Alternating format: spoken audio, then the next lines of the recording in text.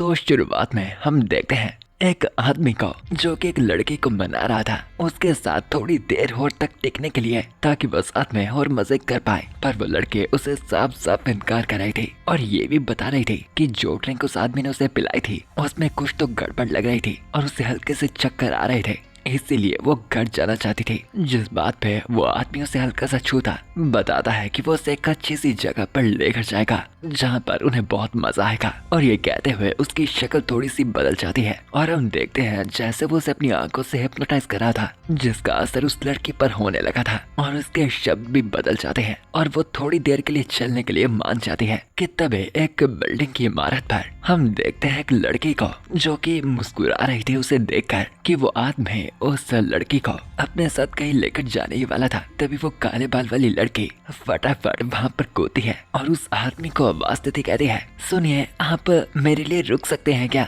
जिस पे वो आदमी मुड़ता से कहता है, तुम्हें देखता नहीं कि मैं बिजी हूँ, चुपचाप यहाँ से चली जाओ। पर वो लड़की एकदम शर्माती हुई कहती है, देखिए मैं मानती हूँ हम सिर्फ अभी अभी मिले हैं तो ये आपको सुनने में अजीब लगेगा, पर मुझे आपसे पहली नजर का प्यार हो चुका है। और वो कह तो एकदम अच्छे तरीके से रही थी पर उसने अपने हाथ में चाकू पकड़ रखा था और वो मरने मारने की बातें कर रही थी, जिस पे वो आदमी हंसता कहता है, ये क्या बावली औरत है, देख मुझे बावली औरतें बुरी नहीं लगती पर मुझे पहले से एक शिकार मिल रखा है तो मेरी नजरों से दफा हो जा।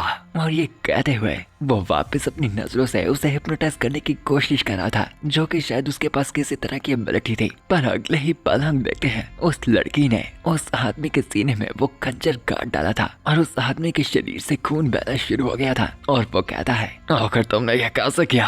और वो लड़की बताती है, मैं तुम्हारी मनाही को मना करती हूँ क्योंकि मुझे तुम पसंद हो। और फिर हमें उस लड़के से इंट्रोड्यूस किया जाता है जिसका नाम था किम जियोंसा और वो जिनके भी साथ प्यार में पड़ती थी वो अक्सर डीमॉन्स होते थे, पर उसका प्यार दिखाने का जो तरीका था वो अलग था। वो अपने प्यार को मारना पसंद करती थी। और फिर हमें अगले दिन का सीन दिखाया जाता है और जियोंसा के साथ उसके एक दोस्त थे जो उससे पूछ रही थी कि आखिर जियोंसा कल कहाँ पर थे, जिस पे वो बताते हैं कि वो बस कल अपने पार्ट टाइम पर थे जिसकी वजह से वो अपनी दोस्त का मैसेज नहीं देख पाई। पर वो लड़की बताती है कि पक्का जियोंसा किसी और बंदे से मिलने गई होगी, जिस पे वो बताने लगती है, मैंने एक व्यक्ति को देखा तो था जो बिल्कुल मेरे टाइप का था पर उससे पहले मैं उससे बात कर पाती वो गायब भी हो गया। और जिस पे उसकी दोस्त भी कहती है कि आखिर जियोंसा को कितने कर बंदे पसंद आते हैं और अगर वो अरे करे बंदे को ही देखकर प्यार में पड़ जाएगी तो ये कोई प्यार नहीं है, ये एक बीमारी है। जिस पे फिर उसकी दोस्त ये भी पूछती है कि जियोंसा को अभी तक उनके स्कूल में कोई भी पसंद नहीं आया तो कहीं ऐसा तो नहीं कि जियोंसा ओल्डर बंदों में थी। जिस पे मनाही देती वो बताती है कि उसे बस बैड बॉय टाइप पसंद है, उतने बुरे जो मरना डिजर्व करते हो। जिस पे उसकी दोस्त भी बताती है कि जियोंसा का इतना सुंदर चेहरा होने का क्या फायदा जब वो दिमाग से इतनी पैदल थे, इसीलिए तो अब तक उसका कोई बॉयफ्रेंड नहीं था। और वो ये बातें करते करते जा ही रही थी कि हमें जियोंसा के बारे में थोड़ा अलग तरीके से दिखाया जाता है कि प्यार बेशक एक सब्जेक्टिव थिंग थी और जो खूबसूरती वो चाहती थी और जो प्यार वो पोसेस करना चाहती थी वो सीधा मौत थी। उसकी नजरों में किसी जिंदगी का धीरे धीरे मिटना काफी खूबसूरत था, पर ऐसी मौत सिर्फ वो डिजर्व करते थे जो लोग बुरे थे। और वैसे ही बचपन में जब दो लौंडे एक बिल्ली के साथ कुछ ऐसा ही बुरा कर रहे थे, जियोंसा ने उन्हीं में से एक डीमन को डैमेज कर डाला था और उसके बाद से ही उसका ये पगलाना प्यार शुरू हुआ था। और उसी शुरुआत के साथ वो ऐसे धीरे धीरे शिकार कर कर बदल चुकी थी काफी डीमंस के शिकारी में, जिसे डीमंस के लिए एंजल ऑफ डेथ भी कहा जाता था। और उसका प्यार मौत थी, पर यही वो वजह थी कि उसका प्यार कभी भी पूरा नहीं हो सकता था और उसे बस आगे से आगे ट्रांसफर किया जाता था। और वो क्लास में ये बेफालतू बातें सोच रही थी कि तभी टीचर एंटर करता कहता है कि आज उनकी क्लास में एक नया ट्रांसफर स्टूडेंट आने वाला था। और जब वो स्टूडेंट के क्लास के गेट को खोलते ही एंट्री होती है, जियोंसा को उससे आ रहा वो भयंकर सा ओरा महसूस होता है।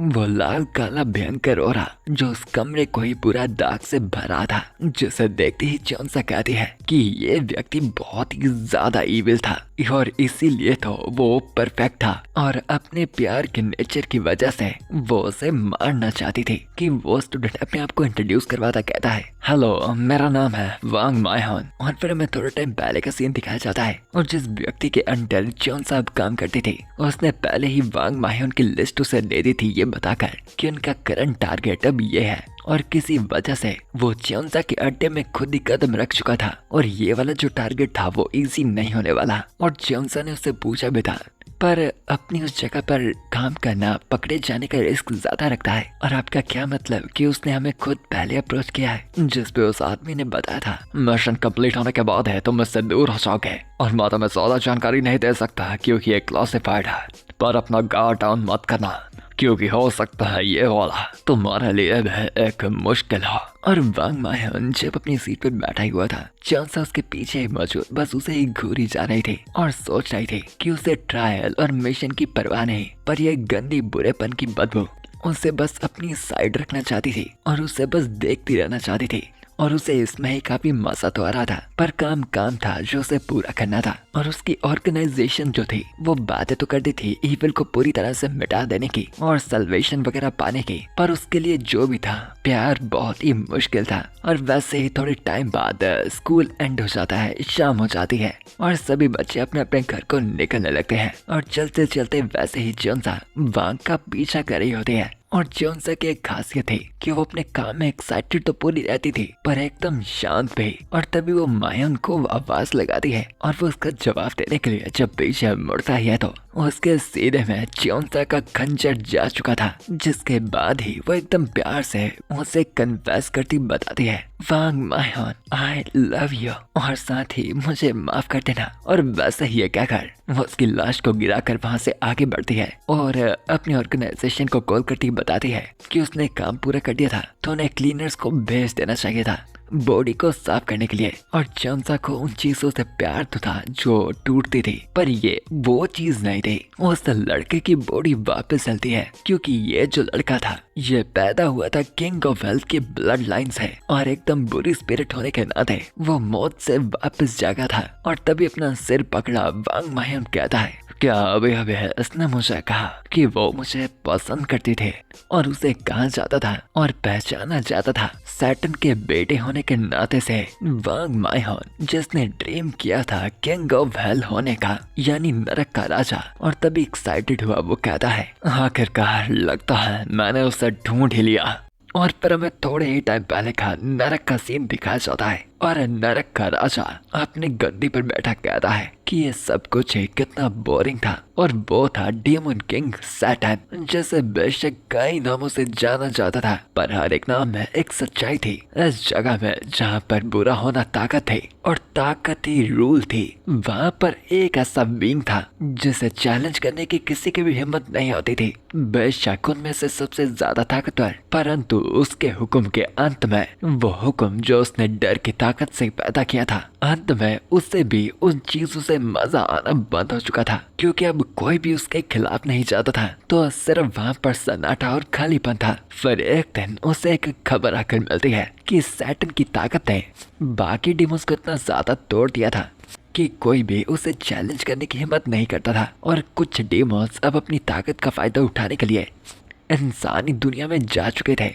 पर काफी डीमोस जो वहाँ पर गए थे उनसे वापस कुछ भी सुनने को नहीं मिला था, यानी जैसे वो लापता हो चुके थे। और ये लेजेंड्स के एंशिएंट डीमन हंटर्स का काम हो सकता था, जिस पे सैटर्न कहता है, इंसानी दुनिया में हमारी ताकत घट तो जाती है पर इतनी आसानी से कोई हमें हरा दे ऐसा होना इतना आसान नहीं। कहीं ऐसा तो नहीं वो जीव ताकतवर हो चुके हैं, लगता है इतना टाइम है कुछ तो बदला है। और वहीं से सैटर्न ने डिसाइड कर लिया था इंसानी दुनिया में जाने का, इस उम्मीद में कि वहाँ पर उसे कोई मजेदार अपोनेंट मिल पाएगा। और फिर हम वापस प्रेजेंट में आते हैं जहाँ पर वांग मायो के खंजर खो पा गया था और वो उठता कहता है कि काफी टाइम हो गया था उसे डैमेज महसूस हुआ था। बेशक वो जल्दी हील हो गया पर फिर भी ऐसा डैमेज उसके ऊपर कर पाना जिस भी व्यक्ति ने किया था वो उससे ज्यादा ही मजेदार होगा। और शायद वांग ने च्योंसा को अच्छे से देखा नहीं था तो अभी शायद उसे उसका पता नहीं था। और फिर अगले दिन स्कूल में जब च्योंसा जाती है तो वो दूर से ही देखती हैरान हो जाती है कि वांग मायन तो अभी भी जिंदा था कि उससे पहले वो उसकी तरफ नजरें बढ़ा था। च्योंसा फटाफट पीछे मुड़कर छुप जाती है और एक तो मेडिटेट हुई सोचती है, ये जिंदा है, मिशन फेल हो गया। नहीं नहीं नहीं, ये फीलिंग, मैंने अपनी मोहब्बत को साफ किया था, क्या इस व्यक्ति ने मेरे प्यार को एकदम रिजेक्ट कर दिया। और यहाँ च्योंसा का दिल टूट रखा था एकदम अजीब वजह से कि उसकी दोस्त भी सोच रही थी कि आखिर इसको क्या हो रहा है। और चौंसा को ये भी बताया गया था कि वो साफ सफाई तो करने गए थे पर उन्हें वहाँ पर टारगेट की कोई भी बॉडी नहीं मिली। तो फिलहाल के वक्त चौंसा को ऑब्जर्वेशन पोस्ट में रहना था, यानी नजर रखनी थी। और यहाँ स्पोर्ट्स पीरियड्स में चौंसा बैठी सोच रही थी कि उसे उस मिशन के बारे में थोड़ी बैड फीलिंग तो आ रही थी, पर किसे लगा था कि मायोन बिना कोई स्क्रैच के वापस से ठीक हो जाएगा, वो भी बिल्कुल परफेक्ट कंडीशन में। और उसे पता तो नहीं था कि ये हुआ क्या था, पर एक बात की उसे खुशी थी कि वो उसे वापस से मार सकती है। और वांग मायन को अचानक से ही अपने ऊपर एक तीखी नजरों का ब्लड लस्ट महसूस होता है और वो नजर घुमाता कहता है, ये स्टेशन, ये तो कल वाली लड़के हैं, ऐसा किलिंग अटेम्प्ट, वो भी साफ साफ। क्या ये मुझे फिर से कन्फेस करना चाहते हैं? वैसे मैं भी कुछ करना तो नहीं चाहता जब तक ये बॉडी इंसानी दुनिया में अडेप्ट नहीं कर लेते, पर अगर ये यहीं पर खून देखना चाहते हैं तो मैं बिल्कुल भी पीछे नहीं हटूंगा। और वो ये बड़ी बड़ी बातें कर ही रहा था कि तभी एक बॉल आकर सीधा उसके सर पर लगती है और अगले ही पल उसे नर्स ऑफिस जाना पड़ता है।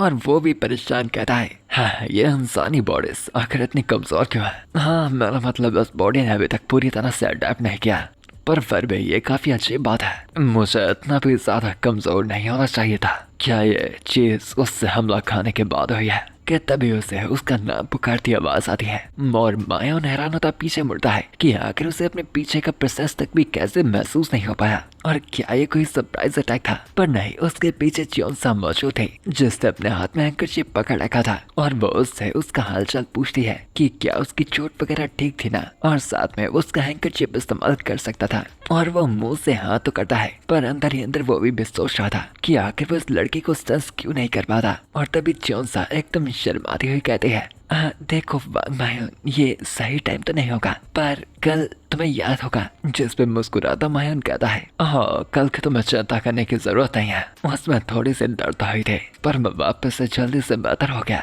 और कल जो तुमने कहा था, पर तभी चौंसा उसे आगे कुछ भी बोलने से रोक देती है और बताती है कि उसे भी आंसर करने की जरूरत नहीं। और वह स्कूल के बाद दोनों आपस में मिलेंगे सीधा स्कूल के रूफ टॉप के ऊपर। और वो तब मायोन से बात करना चाहती है सिर्फ उन दोनों के बीच में, जिस पे मायोन भी समझता मान जाता है क्योंकि ये परफेक्ट टाइम होगा और उनके बीच में कोई भी नहीं आएगा। और दोनों ने ही अपने अपने हाथ में एक तरह का हथियार सा पकड़ रखा था और दोनों ही मुस्कुराते मिलने के लिए कैद हो रहे थे।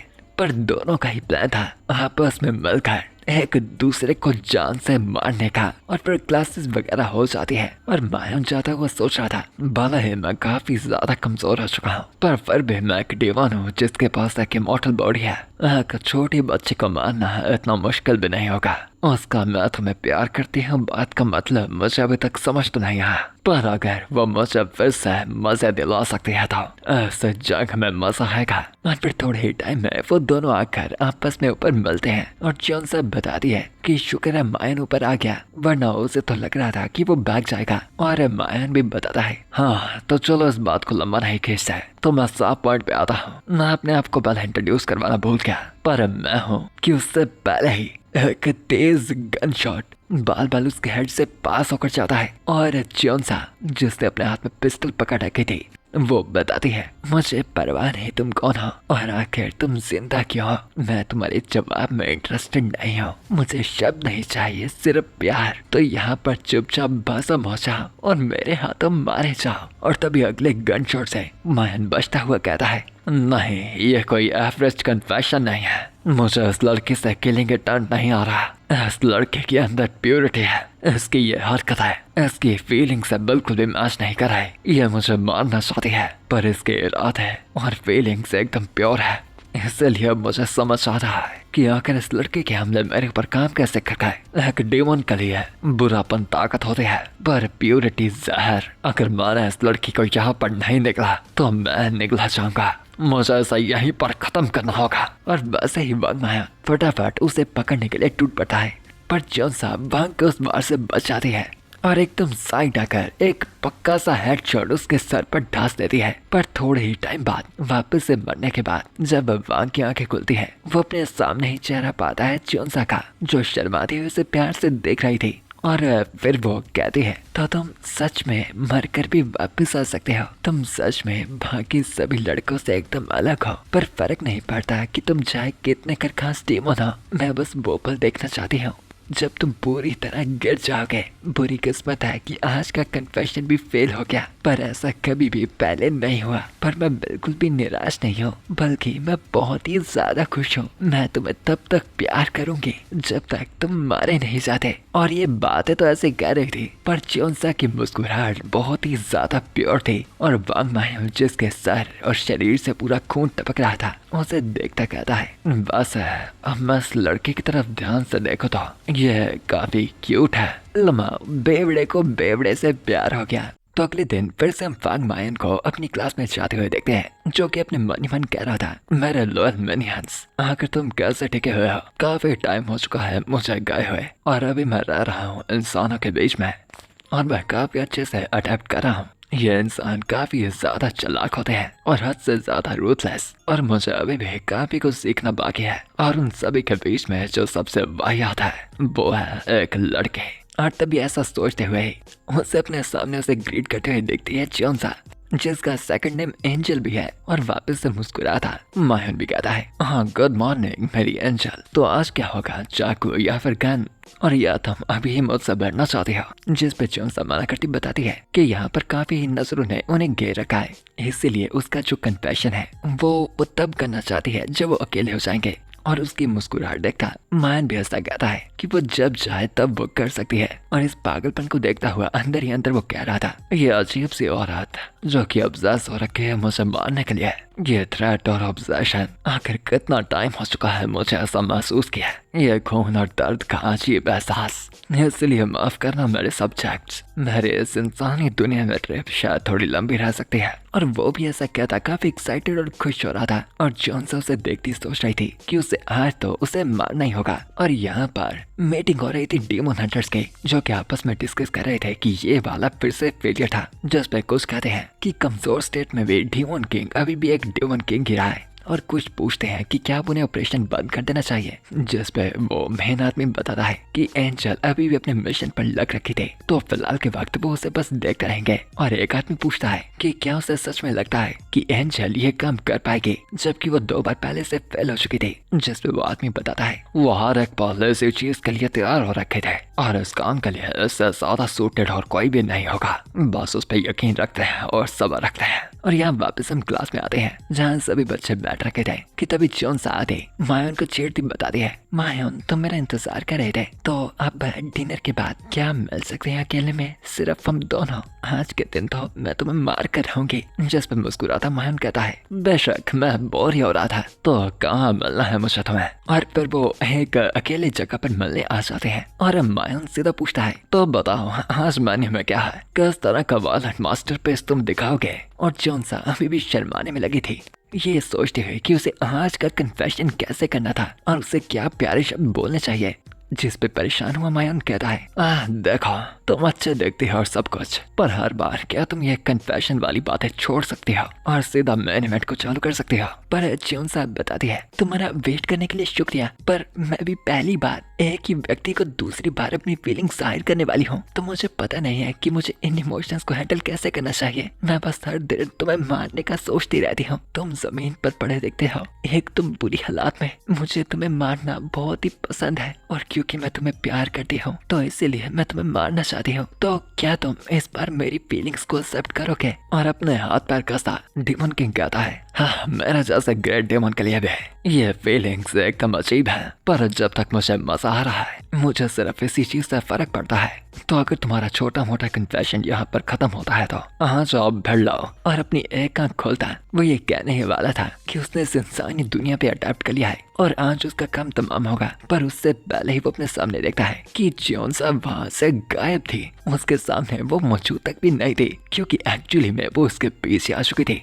और वो एकदम हैरान हुआ, सोच ही रहा था कि ऐसा उसने कैसे किया। पर च्योंसा तभी उसे पीछे से आई लव यू कहती है, जिसके बाद ही न जाने उसके शरीर को कुछ होता है। एक अजीब सा झटका और एहसास, च्योंसा का कन्फेशन डेमन किंग के सर को एकदम भारी कर रहा था और उसके दिल की तेजी बढ़ा रहा था। और तभी उसे एहसास होता है उसकी आंखों के ब्लर होने का और इसका दिमाग दूर जाने का, और वहाँ पर फिर से खून फैलता है। और फिर से एंड में उसे चेहरा दिखता है, वो मुस्कुराते खुश च्योंसा का, जिसे देखता वो सोचता है, ये अजीब सा एहसास, क्या सच में इस अजीब एहसास को ही प्यार कहते हैं? और हाँ, फिर से वो उसके सामने नीचे गिर रखा था और फिर मायून कहता है, हाँ, जैसा कि सोचा था, तुम कभी भी डिसअपॉइंट नहीं करते। इस बार काफी दर्द हुए, पर जियोंसा से देखते कहती है, पर तुम अभी भी मर नहीं रहे, क्योंकि तुमने मुझे इस बार फिर से रिजेक्ट कर दिया ना। तुम भी सच में आसान नहीं हो, इसीलिए मुझे तुमसे और भी ज्यादा प्यार हो रहा है। और वैसे ही वो कुछ छोड़ लगातार हथौड़ों से उसका सर ठोक देती है। और एक तरफ हम एक क्रो को देखते हैं जो कि इससे पूरे हादसे पर नजर रख रहा था। और फिर वो क्रो उड़ता हुआ जाता है एक लेडी के पास और उसके हाथ पर जाकर बैठकर उसे वो सारी बातें बता देता है कि उसने अभी अभी क्या देखा था। जिसके बाद वो औरत कहती है, ऐसा है क्या, हमारे छोटे से डेमन किंग एक आम इंसानी लड़की के खिलाफ स्ट्रगल कर रहे हैं। कितनी मजेदार बात है। और तभी वो अपना बड़ा सा मुंह खोलती है और हाँ, उस क्रो को खा जाती है। कितनी भूखी औरत है, 1.5 लाख का बिल बनाएगी। और फिर हमें डीमंस के बीच की हायरार्की के बारे में बताया जाता है, जो कि सिर्फ पावर से डिटरमाइन की जाती थी। कोई भी जीत की फॉर्म ताकत का रूप थी और ताकत ही खुद में जीत को माना जाता था। और फिर हमें दिखाई जाती है डेमन ऑफ लस्ट, यानी हवस की डेमन, जो कि एक आदमी के सर पर पैर रख के कह रही थी, जो कि एक्चुअल में स्कूल का प्रिंसिपल था, कि वो स्कूल में एनरोल होना चाहती है और ट्रांसफर स्टूडेंट होने के नाते उसे उसके लिए पूरा बैकअप तैयार करना होगा और सारा पेपर वर्क भी। और इसमें कोई मुश्किल नहीं होनी चाहिए, जिसमें वो आदमी ब्लश करता मान जाता है। और ये ताकत थी डेमन ऑफ लस्ट के, जो किसी पर भी कब्जा करने में काबिल थे। और उसका डेमन नेम एस्मोडियस था और कोरियन पाक जंग, पर हम इसे एस्मोडियस ही बुलाते हैं, याद इजीली रहेगा। और अब उस आदमी का चेहरा ऊपर करती वो कहती है कि सच में लोगों को फंसाना कितना ज्यादा आसान है, पर सिर्फ एक सिर दर्द व्यक्ति था जो बिल्कुल भी उसकी हरकतों से फ्लिंच तक भी नहीं करता था। सच में एक ऐसा आदमी था जो था डेमन किंग, जो उसके कोई भी तरीके में नहीं फंसा था। और वो उससे मिलने के लिए काफी वेट कर रही थी कि आखिर वो कैसा था। वो उसे खुद से देखना चाहती थी। और यहाँ मान की तरफ आते हैं, जिसे एक अजीब सा एहसास महसूस हो रहा था और इसलिए वो कहता है, काफी शक वाली बात है, ये फीलिंग काफी फेमिलियर है, पर काफी सर दर्द। कि तभी सीधा उसके पेट पर जाकर एक तीर लगता है, जिसके ऊपर एक चिट्ठी बांध रखी थी। और जब मायहन उसे पकड़कर खोलता है तो उसमें बेशक आई लव यू लिख रखा था। और ये चलाया था एक बिल्डिंग के ऊपर मौजूद जियोंसा ने, वो भी एक क्रॉस बॉल से। और ये करने के बाद वो एकदम अच्छी मुस्कुराहट दे रही थी। और फिर हम वापस क्लास में आते हैं और जियोंसा के साथ उसके दोस्त मौजूद थे। और वो जियोंसा से पूछती है कि आज जियोंसा काफी परेशान लग रही थी, क्या कोई चीज उसे दिक्कत दे रही थी। पर जियोंसा मुंह बनाती कहती है कि उसे पता नहीं लग रहा कि उसे करना क्या चाहिए। जिस पे तरस खाकर उसकी दोस्त भी कहती है, तुम्हारा बहुत ही बुरा हाल हो रहा है, तो मुझे चुपचाप बता दो हुआ क्या है। जिस पे फिर जियोंसा बताती है कि अभी जो ट्रांसफर स्टूडेंट आया था उसने जियोंसा को रिजेक्ट कर दिया था। जिस पे उसकी दोस्त उसे पूछती है कि ये लड़का अभी तो आया था और वो उससे मिली भी अच्छे से नहीं थी, और वैसे उसने अपने कन्फेशन में कहा क्या था। जिस पे जियोंसा बताती है कि उसने सुबह सुबह ही एक शॉर्ट सा लेटर लिखा था। जिस पे उसकी दोस्त पूछती है कि सुबह सुबह से उसका मतलब क्या था, क्या जियोंसा ने पहले भी ये काफी बार ट्राई किया था। और वो बताती है कि अगर जियोंसा इतनी मेहनत कर रही थी तो शायद मायहन उसमें बस इंटरेस्टेड ही नहीं था, क्योंकि स्टार्टिंग से ही उसे देखकर लगता था कि उस लोंडे का चेहरा काफी बोर सा हो रखा था और वो किसी से बात तक भी नहीं करता था और उसे किसी चीज की परवाह तक भी नहीं थी। कि कभी कभार तो उसे शक होता था कि वो व्यक्ति इंसान भी है या फिर नहीं। जिस पे जियोंसा मन ही मन कहती है कि वो इंसान ही तो नहीं है। और फिर तभी टीचर क्लास में एंटर करता है और उन्हें इंट्रोड्यूस करवाता है उनकी क्लास में एक नए ट्रांसफर स्टूडेंट से, हाँ यानी एस्मोडियस। और जियोंसा की दोस्त भी कहती है कि उनकी क्लास में अचानक ही नए नए ट्रांसफर स्टूडेंट्स आ रहे थे और उसके क्लास में कदम रखते ही जियोंसा और मायहन दोनों को ही उसकी वो डिमोनिक एनर्जी महसूस हो जाती है। और एस्मोडियस प्यार सा चेहरा बनाती अपने आप को सभी से इंट्रोड्यूस करवाती है कि उसका नाम पार्क जंग है और उसने अभी अभी यहाँ पर बस मूव भी किया था। और जियोंसा और मायहन दोनों ही कहते हैं कि अब भाई ये क्या नहीं सिर दर्द है। और फिर टाइम बाद ब्रेक के टाइम पे काफी ही लड़कों ने एस्मोडियस को घेर रखा था और वो उससे बातें कर रहे थे कि जैसे उसके बाल नेचुरल है या फिर उसका बॉयफ्रेंड वगैरह है। और जियोंसा और उसकी दोस्त भी इस पे बातें कर रहे थे और वो बताते हैं कि ये ट्रांसफर स्टूडेंट तो काफी पॉपुलर थे। पर जियोंसा अपने मन में सोच रही थी कि आखिर सभी स्कूलों को छोड़कर इसी स्कूल में ही एक और डेमन आ चुकी है, पर ऑर्गेनाइजेशन ने उसे वॉर्न तक भी नहीं किया। पर वह उसे उस डेमन की परवाह नहीं थी जब तक उसके पास मायहन था। और फिर वो मायहन की तरफ भी देखने लगती है कि आखिर उसका क्या रिएक्शन था। कि तभी मायहन भी अपनी सीट से उठता है और सीधा एस्मोडियस के पास जाकर टेबल पर हाथ मारता कहता है, मैं तुमसे कुछ बात करना चाहता हूँ, क्या हम प्राइवेट में मिल सकते हैं। नहीं आई ट्रांसफर स्टूडेंट, जो सुनकर एस्मोडियस एकदम मुस्कुरा जाती है और एक्साइटेड हुई कहती है कि बेशक क्या ये ऑर्डर था या फिर एक रिक्वेस्ट थी। और ये जो भी था, अगर ये उसे वो कह रहा था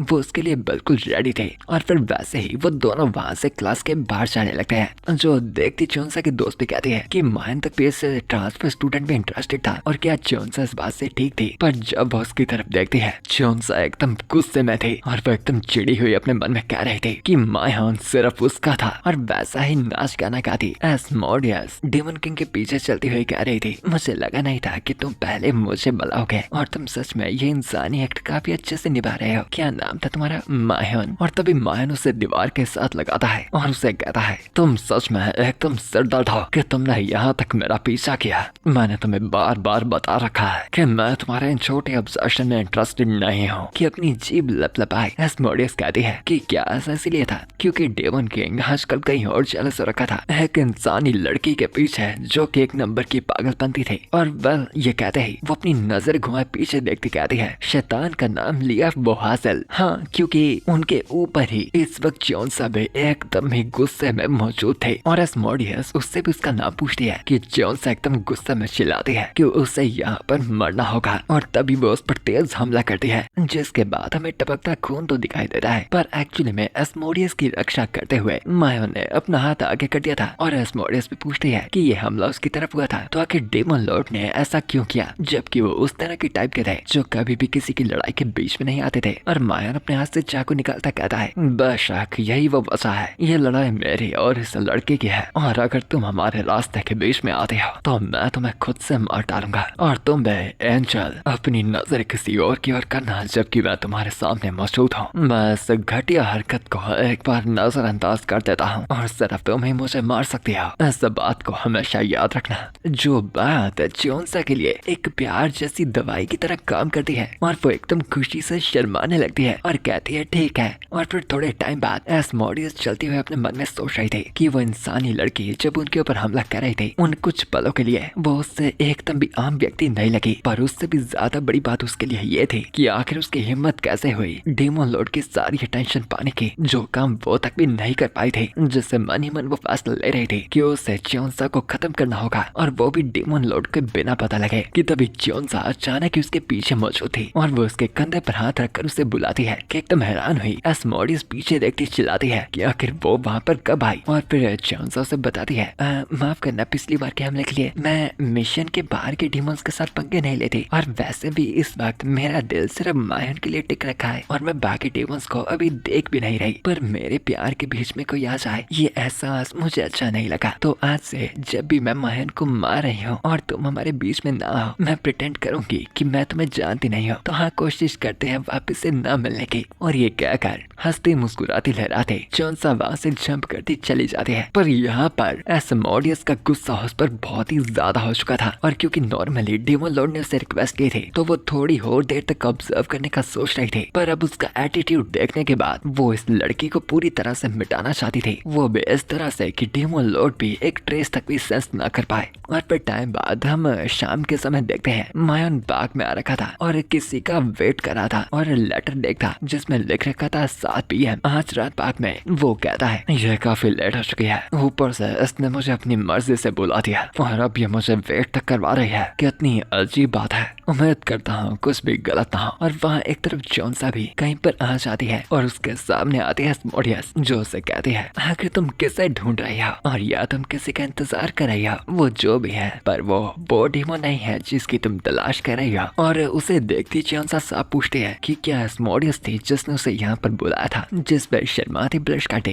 एस्मोडियस खुशी से कहती है कि हाँ, तुम्हें क्या लगा था कि डेमन किंग को परवाह होगी तुम्हारे जैसे छोटे मोटे कीड़े इंसानों की। और तभी जोर की चैन की सांस लेती चोंसा चिल्लाती कहती है कि शुक्र है यहाँ पर देखने के लिए कोई भी नहीं था और मायन भी अभी मीटिंग स्पॉट पे पहुंचने ही वाला होगा, तो उससे पहले ही उसे ये काम निपटाना होगा। और वो एस्मोडियस को ये भी कहती है कि उसे क्या लगा था, उसने पहले वाला उसका ब्लड लस्ट महसूस नहीं किया था, जबकि वो काफी सारे उसके जैसे डीमंस के साथ पहले ही लड़ रखे थे। और अपने हाथ खुले करती वो कहती है देखो मेरे पास तो भी हथियार तक भी मौजूद नहीं है, तो अगर तुम मुझे मारना चाहती हो तो ये तुम्हारा सबसे बेस्ट चांस रहेगा पर ये सिर्फ तब अगर तुम ऐसा कर सकती हो तो। और ये चुनौती उसी पर एस्मोडियस स्वीकार करती है और तेजी से उस पर हमला करने के लिए टूट पड़ती है। पर अगले ही पल हम देखते हैं एस्मोडियस को जमीन पर लिपटे हुए, जैसे चौंसा बता रही थी। जैसा कि मैंने कहा था, डेमोस जो कि मेरे मिशन का टारगेट नहीं है, उन्हें मारने की जरूरत नहीं है, तो इसीलिए मैं उनकी तरफ देखने से दूर ही रहती हूँ। पर अगर पहला हमला मुझ पर होता है और मेरी डिफेंस लाइन को क्रॉस किया जाता है तो मैं उन्हें निपटा सकती हूँ। और घायल एस्मोडियस अपने मन में कह रही थी कि आखिर इस लड़की की प्रॉब्लम क्या है और आखिर ये इतनी ज्यादा ताकतवर कैसे थी कि उसने उसे इतनी ज्यादा दर्द और नुकसान पहुंचा दिया था। और चौंसा एस्मोडियस को बताती है कि वो उसे मायोन की वजह से बख्श देगी, पर इस बात की असली वजह वो आपस में लड़कियों के बीच की बताती है कि वो सिर्फ उन्हीं डीमंस को मारती थी जो उसे पसंद आते थे, यानी जिन्हें वो प्यार करती थी। तो अगर एस्मोडियस उसके रास्ते में फिर से आती है तो वो उसे होड़ निचोड़ेगी। चाहे उसे एस्मोडियस से प्यार भी नहीं था, वो फिर भी उसकी वाट लगा सकती थी। और उसके ये पागलपन को देखते एस्मोडियस गिरती कहती है, ये लड़की सच में बावली है। और फिर सीन स्किप होता है सीधा मायन की तरफ, जो कि अभी चौंसा का वेट कर रहा था और सोच रहा था कि आखिर वो यहाँ पर आएगी कब। और फिर हमें थोड़ा सा बताया जाता है कि ये पवित्रता जो होती है ये प्योर और एकदम साफ इनोसेंस से आती है, और जितना थिक इसका कंस्ट्रक्शन होता है उतनी ही ज्यादा डेडली और डिस्ट्रक्टिव ये डीमंस के खिलाफ होती है। और अपने दुश्मन को नुकसान पहुंचाने का ख्याल एक इंसान के मन में दबा रहता है, चाहे वो एक डीमन के खिलाफ तक भी क्यों नहीं लड़ा। इसीलिए एंशिएंट टाइम से जो भी डीमन एक्सटर्मिनेशन टीम बनी थी वो हमेशा डीमंस के खिलाफ कमजोर पड़ते थे, क्योंकि उनके मन में डीमंस को मारने का ख्याल तो रहता ही था। और ऐसा हमेशा रहना तो चाहिए था जब तक एक लड़की नहीं आई। और यहाँ पर प्रेजेंट में चौंसा आते ही सीधा मायन की पीठ पर खंजर ठोक देती है, सीधा उसे गुड मॉर्निंग करते हुए। और फिर वो प्यार से बताती है, मायन तुम्हारा प्रेजेंस कितना खास है, जिसकी वजह से मैं आज फिर से तुम्हारे प्यार में पड़ गई हूँ। क्या तुम मुझे आखिरकार तुम्हें मारने दोगे? और ये वो लड़की थी जो एक डीमन को प्यार करती थी, और इस लेवल का सैडिज्म जिसमें ना ही कोई बुरा ख्याल था और ना ही कोई इम्प्योरिटी, ये हर एक फीलिंग एकदम सच और प्यार से आ रही थी। एक ऐसा डिवोशन जो डीमंस के लिए डली था। और मायो जिसके मुंह से खून निकल रहा था वो भी कहता है, तुम्हें सच में समझ नहीं आता है, अच्छा तुम अभी भी एंजल जैसी भोली हो। खैर गुड मॉर्निंग। और थोड़ी ही दूर से इस सीन को एस्मोडियस भी देखते हुए कह रही थी कि इस पागल औरत का नेचर सच में ही डीमंस के लिए एकदम डेडली था। और यहाँ स्कूल के बाहर हम कुछ दो लौंडों को देखते हैं जो कि आपस में बातें करते कह रहे थे कि न जाने क्यों आजकल उनके स्कूल के विजुअल्स थोड़े से अपग्रेडेड लग रहे थे। और फिर वो अपने सामने देखते हैं मायन और एस्मोडियस को, जो कि बाकी सभी स्टूडेंट से काफी यूनिक और अपग्रेडेड लग रहे थे। जिन्हें देखते वो कहते हैं कि ये तो उनसे एक अलग स्पीशीज लग रहे थे। और वही मायन का पीछा कर रही थी चौंसा, जिसे देखते भी वो कहते हैं कि चौंसा भी पहले से ज्यादा अपग्रेडेड लग रही थी। जैसे विजुअल्स बढ़ गए हों कि वो और बखूबी बातें कर ही रहे थे कि तभी वहाँ पर उनका मैथ टीचर आता है जो एक बच्चे के कंधे पे हाथ रखता है। जैसे देखते वो दोनों लड़के वहाँ से भागते हुए कहते हैं कि उनका ये मैथ टीचर भी एकदम हैंडसम था। कि वो मैथ टीचर देखता है मायोन, एस्मोडियस और चौंसा की तरफ, और चौंसा एस्मोडियस को कह रही थी मायोन से थोड़ी दूरी रखने के लिए, क्योंकि वो उनके रास्ते में आ रही थी। और उन्हें देखता हुआ वो पादरी मैथ टीचर भी कह रहा था, एक जवान हसीना और एक जवान लौंडा तो ऐसी बात है। और फिर हमें क्लास का सीन दिखाया जाता है, और यहाँ एस्मोडियस अपने मन में सोच रही थी कि यहाँ पर कुछ ना कुछ तो सुपर नेचुरल था। इस लड़की का ये अजीब सा नेचर डीमंस के खिलाफ, और अगर ये इस अजीब सी पर्सनैलिटी के साथ पैदा भी हो रखी है तो उसके टूल्स एकदम रिफाइन हो रखे थे, और उसकी मूवमेंट्स और कॉम्बैट स्किल्स को किसी ने बहुत ही अच्छे से ट्रेन कर रखा था। यानी चौंसा को अच्छे से कहीं से लड़ना सिखाया गया था, जो हर एक चीज कनेक्ट की जाती थी उन डीमन एक्सटर्मिनेटिंग अपोस्टल से, जो कि डीमंस के सबसे बड़े दुश्मन थे। कि वो ये बातें सोच रही थी कि वो मैथ टीचर ट्रांसफर स्टूडेंट को उठकर एक प्रॉब्लम को सॉल्व करने को कहता है, पर एस्मोडियस उस पर ध्यान नहीं देती और अपनी ये सोच में लगी रहती है कि जब चौंसा ने उस पर हमला किया था तो आखिर बाकी डीमन एक्सटर्मिनेटिंग टीम कहाँ पर थी, जो कि इस मौके का फायदा उठा सकती थी। कि वो मैथ टीचर फिर से एक बार उसे आवाज लगाता है, पर यहाँ पर एस्मोडियस पीछे से गुस्से में चौंसा की तरफ देख रही थी। वो चौंसा जो कि सिर्फ मायोन की तरफ देख रही थी कि यहाँ पर एस्मोडियस गुस्सा करी जा रही थी चौंसा के ऊपर। कि वो मैथ टीचर बार बार उसे आवाज लगाता, सीधा उसके सामने आकर खड़ा हो जाता है और कहता है, आज अगर तुम्हारा टीचर तुम्हें बुलाता है तो तुम्हें जवाब देना चाहिए। पर एस्मोडियस रिप्लाई देती है, हाँ, अपना मुंह बंद रखो, मैं इस वक्त कुछ सोच रही हूँ, सिर दर्द मत लगाओ। जिस बात से पूरी की पूरी क्लास हैरान हो जाती है कि एक स्टूडेंट अपने टीचर के खिलाफ इस तरह से बात कर रहा था। और वो मैथ टीचर कहता है, ऐसा काम नहीं चलेगा पाका जोंग, क्लास खत्म होने के बाद तुम्हें आज यहीं स्कूल में रुकना होगा, मुझे तुमसे बात करने की जरूरत है। और एस्मोडियस उसे कहती है, हाँ, मैं तुम्हारी बात क्यों सुनूं। कि तभी उसके मन में एक तेज चुपती आवाज आती है और अपने सामने वो देखती है मायन गुस्से में उसे देख रहा था और अपनी एबिलिटी से उससे बात करता कह रहा था,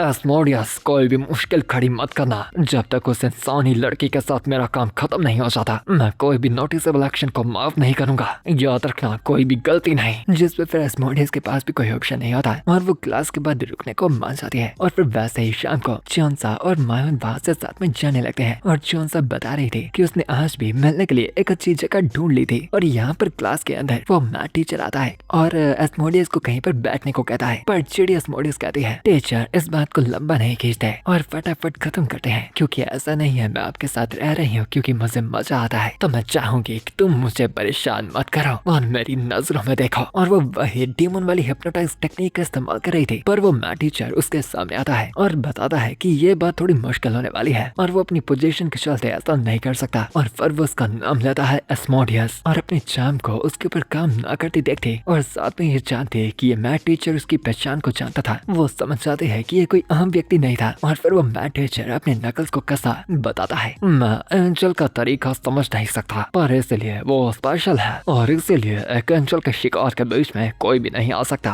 खासकर अगर एक एंजल का टारगेट डीमन लॉर्ड होता। ये मैथ टीचर बिलोंग करता था डीमन एक्सटरमिनेट टीम से और यहाँ पर एंजल मायन को अपने साथ लेकर जा रहे थे और एक अकेली सी जगह पर लेकर आकर वो बताते हैं कि क्या ये जगह अच्छी थी और वैसे ही फिर से वो एक फटाफट कन्फेशन कटे सीधा मायन के गले को काट डालती है, पर इस बार अपने गले को पकड़ता हुआ मायन कहता है, ये क्या था, ये चीज काफी डिसअपॉइंटिंग थे एंजल, आज तुम्हारा डिजायर था मुझे मारने का, तुम पहली बार से इतना ज्यादा गिर गए, अगर तुम इतना ही कर सकती थे तो अब मेरे पास कोई वजह नहीं बनती तुम्हारे साथ खेलने की, और अगर ऐसा नहीं है तो क्या तुम हिचकिचा रही हो। और यहाँ वापस क्लासरूम की तरफ आते हैं जहाँ एस्मोडियस उस मैथ टीचर के सामने कह रही थी, तुम निकम्मे अपोस्टल, तुम्हें क्या लगता है कि मैं तुम्हारे जैसे एक को हैंडल नहीं कर सकती, तुम्हें निपटाने के बाद मैं उस एंजल के पीछे खुद जाऊंगी। और वो मैथ टीचर कहता है, हाँ मेरे लिए तुम्हारा जैसा एक हाई रैंक का डेमो संभालना मुश्किल होगा, पर कम से कम जब तक एंजल अपना मिशन पूरा नहीं करते मैं तुम्हें बांध कर रख सकता हूँ और उसके साथ ही साथ एंजल के साथ उस आखिरी लड़ाई में तुम भी घायल होगे और ऊपर से इस इंसानी रूप में मेरे पास चांस है जीतने का। और फिर अपने ऑरा को अनलीश करते हुए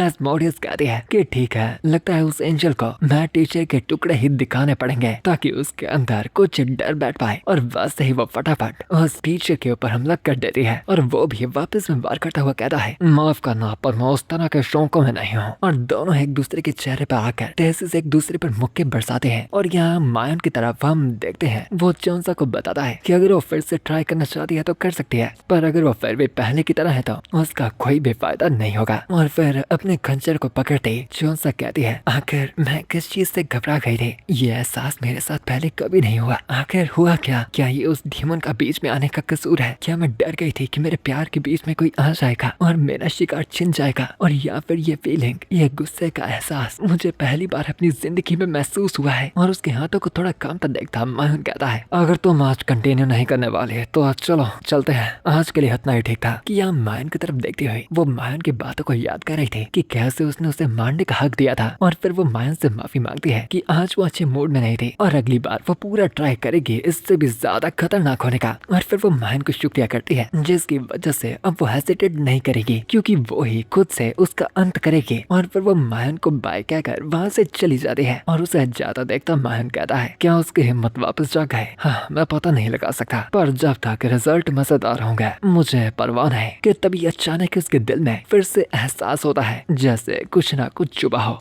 जिससे वो अपने मन में सोचता है शायद मुझे मजे लेना चाहिए, एक और भी ज्यादा सर दर्द पोस्टल का। और यहाँ वापस से फिर क्लासरूम में हम देखते हैं एस्मोडियस फिर से लिपटी पड़ी थी, कितनी बार लिपट गई है और वो कहते हैं कि सच में एकदम सर दर्द है क्योंकि ये हरामखोर उससे ज्यादा ताकतवर था जितना उसने सोचा था। और वो मैथ टीचर कहता है, जो जानकारी मुझे मिली थी ये उसके हिसाब से बिल्कुल नहीं गया, तुम्हें हाई रैंकिंग डेमन मानी जा रहे थे, भले ही एंजल ने तुम्हें घायल कर दिया था पर फिर भी इतनी आसानी से कमजोर पड़ जाना। और यहाँ पर एस्मोडियस सोच रही थी कि ये खतरनाक है और उसे टाइम को निकालना पड़ेगा और वो उसे बताती है कि कॉम्बैट उसकी स्पेशल एबिलिटी थी ही नहीं। और फिर वो इस्तेमाल करती है अपने हवर्स के चार्म का। अब वो आखिरकार डीमन ऑफ लस्ट थी और कोशिश करती है उसे अपना गुलाम बनाने की और बताती है कि उसके बाद वो उसे पा सकता था और या तो उल्टा वो उसे पा सकती थी। पर वो पादरी कहता है इस तरह की चीजें मेरे ऊपर काम नहीं करते। मैंने तुम्हें पहले ही बताया था कि तुम और मैं एकदम पूरे मैच हैं और तुम एकदम अनलकी हो कि तुम्हारा ओपोनेंट मैं हूँ। और एस्मोडियस चिढ़ती हुई कहती है कि आखिर एक मर्द मर्द कैसे हो सकता है अगर वो उसके चाम में फंसे ना। क्या कहीं वो पादरी इम्पोर्टेंट तो नहीं था जबकि चेहरा उसका अच्छा था और फिर उसकी तरफ मुख का कस था। वो पादरी बताता है कि वो उस डीमन को अब यहाँ पर खत्म करने वाला था और इसको अपने आखिरी पल समझती हुई एस्मोडियस अपनी आंखें बंद करती आखिरी पल में डीमन लॉर्ड से माफी मांगती है। पर अगले ही पल जब उसकी आंखें खुलती हैं उस पादरी के हाथ को आसानी से वहाँ पर डीमन लॉर्ड ने आकर रोक लिया था। जिस डीमन लॉर्ड को देखता वो पादरी भी कहता है ओह लॉर्ड ये बुरा है। वांग मायोन नहीं सन ऑफ सैटन ये हमारी पहली ऑफिशियल मीटिंग है और मायनो से बताता है मैं तुम्हारी मीटिंग में इंटरेस्टेड नहीं हूँ और नहीं जानना मैं कि आखिर तुम कौन हो और भले ये औरत सिर दर्द हो वो फिर भी मेरे साथियों में से एक है और अगर ये मेरे कहीं भी आसपास हारी जाती है तो ये मेरे प्राइड पे एक दाग होगा। और वो पादरी कहता है आखिर एंजल का क्या हुआ। मुझे ये मत कहना कि वो निपटी गई कि तभी उस पादरी का हाथ छोड़ता मायन बताता है पर वह खैर आज के लिए ऐसे ड्रॉ करते हैं और अगली बार फिर से मिलते हैं पर ये डिपेंड करता है कि अगली बार तक अगर तुम बचे रहते हो या फिर नहीं है ना टीचर। और एस्मोडियस मायन को देखने के बाद ही एकदम खुशी से कहती है डीमन किंग आप आ गए जबकि आपने कहा था आप नहीं आएंगे आप फिर भी आ गए। और फिर अपने हाथ को वापस से कसता वो मैं टीचर सोच रहा था यह सर दर्द बनता जा रहा है और आखिर ये एंजल की तरफ से यहाँ तक कितनी जल्दी कैसे आ गया। डीमन किंग के खिलाफ लड़ना मेरे प्लान का पार्ट नहीं था क्या मुझे रिइंफोर्समेंट बुलानी चाहिए। और फिर मायन वापस उसकी तरफ ध्यान करता बताता है खैर अब हम यहाँ पर हैं या तो मुझे एक बात बता अगर तुम किसी का यहाँ पर शिकार करने आए हो तो इसका मतलब है कि तुम पूरा तैयार होकर आए थे। बदला मैं खुद एक शिकार बनने के लिए और लड़ने के लिए अपने हाथ तैयार करता। वो मैड टीचर को लग ही रहा था कि आज वो यहाँ पर खत्म हो जाएगा और वो जानता था कि ये उसका अंत हो सकता था पर वो फिर भी उससे लड़ने के लिए रेडी था और उसे चुनौती तक भी दे रहा था। और मायन भी वापिस से तेजी से उसकी तरफ बढ़ता आता है कि तभी अचानक से ही उनके क्लासरूम का दरवाजा खुलता है और वहाँ से एक स्टूडेंट अंदर आता है ये कहता हुआ कमरे से आवाज आ रही है क्या अंदर कोई है। और तभी वो टीचर एकदम घबरा जाता है कि नहीं वो एक आम से सिविलियन को ऐसे जंग के मैदान में इन्वॉल्व नहीं कर सकता था। और वो वापस कहता है कि अभी वो किसी काम के बीच में थे तो जो बाहर जो भी था वो अंदर ना ही आए तो बेहतर था। कि मायन भी उस स्टूडेंट की तरफ देखता कहता है तो तुम स्टूडेंट इस वक्त यहाँ अंदर की सिचुएशन अच्छी नहीं लगती तो मैं काफी खुश हो जाऊंगा अगर तुम यहाँ से चुपचाप बाहर चले जाते हो तो। और वो स्टूडेंट भी दरवाजा बंद करता बताता है जी माफ कीजिएगा मुझे लगा था मैं कुछ भूल गया था मैं बाद में आ जाऊंगा। और वैसे ही डीमन किंग उसे जाने देता है जिससे वो टीचर और एस्मोडियस दोनों ही हैरान हो जाते हैं। और फिर मायन मुस्कुराता कहता है पोस्टर चलो एक डील बनाते हैं। और फिर वो दोनों एक दूसरे के सामने आते खड़े होते हैं और वो पोस्टर पूछता है कि आखिर डीमन किंग किस तरह की डील की बात कर रहा था। जिस पे मायन बताता है कि उसका यहाँ पर एक इंसान के तौर पर रहने का एक बहुत ही जरूरी कारण था जिसका रफ आइडिया उस पोस्टर को भी होगा। जिस पे हाँ वो मैथ टीचर समझता है कि वो पक्का एंजल थे। और मायन बताता है कि उस सिचुएशन को और भी इंजॉय करने के लिए उसके लिए और भी बेहतर था कि वो इस इंसानी दुनिया में और भी ब्लेंड हो जाए। और साथ ही में दिखता था कि वो टीचर भी अपनी आइडेंटिटी को सबसे छुपाए रखा था सिर्फ बाकियों से ही नहीं बल्कि जोनसा तक से भी। यानी शॉर्ट में कहा जाए तो मुझे शक है कि तुम एंजल के लिए किसी तरह के मॉनिटर के तौर पे काम कर रहे हो यानी उसके काम पे नजर रखे हुए हो और बिना उसकी लड़ाइयों में इन्वॉल्व हुए जो चीज करना बिल्कुल सही है। तो ये रही मेरी कंडीशन पहला तुम रास्ते से पीछे हटोगे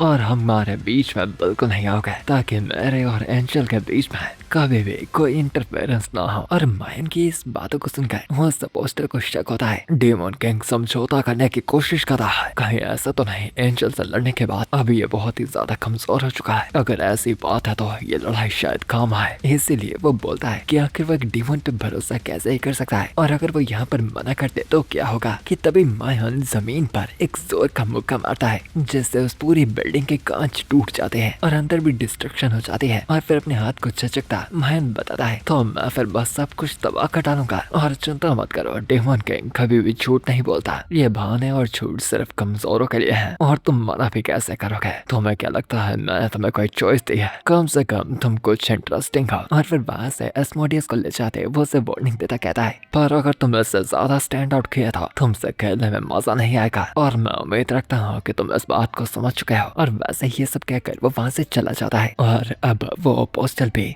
चैन की सांस लेता कहता है, डेमोन्स का राजा, मैं इसकी बराबरी नहीं कर सकता। फिलहाल के वक्त मैं सभी काम को एंजल पर छोड़ता हूँ और मैं सिर्फ कर सकता हूँ ये देखना कि चीजें कैसे आगे बढ़ती हैं। और फिर अपनी उस क्लास की हुई डिस्ट्रक्शन को देखकर ऐसे टीचर वो कहता है कि अभी इसे रीइंफोर्समेंट नहीं बल्कि सफाई कर्मचारियों का क्रू चाहिए ताकि वो जगह को रिपेयर कर पाए। एंड वेल, हैरानी की बात है कि अगले ही दिन उसने स्कूल को रिकवर तक भी करवा लिया था। सच में कितनी जल्दी काम करवाते हैं। और अगले दिन स्कूल में आते हुए हम वही लड़का देखते हैं जो कि गलती से लड़ाई के बीच में आने वाला था और वो अपने मन में सोच रहा था कि आजकल स्कूल में कुछ ना कुछ अजीब तो हो रहा था। और वैसे उसके जैसे इनविंसिबल व्यक्ति को इस चीजों की परवाह बिल्कुल नहीं होनी चाहिए। पर एक चीज उसके लिए पक्की थी कि कुछ ना कुछ अजीब था कि तभी उसे पीछे से दर्द की आवाज आती है, क्योंकि एक्चुअली में जियोंसा ने मायन को शूट किया था। और जब वो लड़का पीछे देखता है तो मायन दर्द में कुछ अजीब सी बातें कर रहा था कि जैसे से काफी टाइम हो गया था स्नाइपर का अटैक आए। और उसकी तरफ देखकर वो स्टूडेंट भी कहता है, जब से ये ट्रांसफर स्टूडेंट आया है तब से ये सारी चीजें होना शुरू हुई है। और जब पिछली बार मैं क्लास में घुस गया था वहाँ का मूड भी कुछ अजीब सा था और मेरे लूजर की इंट्यूशन मुझे साफ बता रही है कि मुझे इसमें इन्वॉल्व बिल्कुल नहीं होना चाहिए। कि तभी वहाँ पर कुछ पुलिस लड़के उस लोंडे को अपनी तरफ बुलाने लगते हैं। और जब फिर वो वहाँ पर जाता है तो और क्या, वो उसे पीटना चालू कर देते हैं और उसके पैसे लेता एक पुलिस चिल्लाता है, हाँ मैंने कितनी बार कहा तुम्हें कि मेरे लिए ये पॉकेट मनी बहुत ही कम है, क्या तुम कुछ और पैसे भी अपनी जेब में नहीं रख सकते। और वो लड़का जिसके ग्लासेस तक भी गिर चुके थे और वो अच्छे से देख नहीं पा रहा था, उस बुली से माफी मांगता है कि आज तो उसके पास सिर्फ इतने पैसे ही थे। और वो अंदर ही अंदर परेशान था कि वो फिर से गलत टाइम में गलत मुश्किल में फंस गया कि वो बुली लौंडे आकर उस लड़के को लगातार फिर से पीटने लगते हैं। और मार खाता अपने मन ही मन वो सोच रहा था, शायद मेरी किस्मत में ही यही है, यहाँ पर बस मैं अपना सर नीचे रख सकता हूँ, सपने देखने से कुछ नहीं बदलेगा, आखिर मेरे जैसे को बचाने के लिए कौन ही आएगा, शायद मेरे लिए कोई भी सेवियर नहीं है। और वो ये कहता हुआ अपने हाथ चश्मे की तरफ बढ़ा ही रहा था कि तभी एक हाथ था उस चश्मे को पकड़कर उठा लेता है और वो कोई और नहीं बल्कि वांग मायोन ही था। और उस लड़के को देखता वो कहता है, हाँ ऐसा चेहरा क्यों बना रहा हो जैसे तुमने कोई मसीहा देख लिया हो, मुझे बिल्कुल अच्छा नहीं लग रहा और ऊपर से मेरा सिर